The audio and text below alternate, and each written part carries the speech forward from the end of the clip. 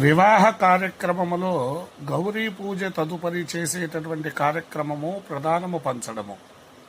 వరుడి యొక్క తల్లిగారు తన కుమారుడు ఆయురారోగ్యములతో వర్ధిల్లాలని, తన కోడలు పంచ సౌభాగ్యములతో వర్ధిల్లాలని గౌరీ స్వరూపమైనటువంటి పసుపు కొమ్ములను, లక్ష్మీ స్వరూపమైనటువంటి వక్కలను, సరస్వతీ స్వరూపమైనటువంటి ఖర్జూర పండ్లను, శచీ స్వరూపమైనటువంటి తమలపాకులను, సంజ్ఞాస్వరూపమైనటువంటి కలకండను అమ్మాయికి తీసుకుని వచ్చి ఇస్తారు.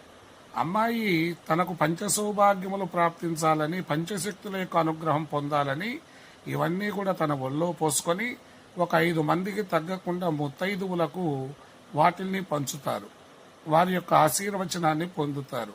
ఈ విధంగా పొందడం ద్వారా సౌభాగ్యం ప్రాప్తిస్తారు.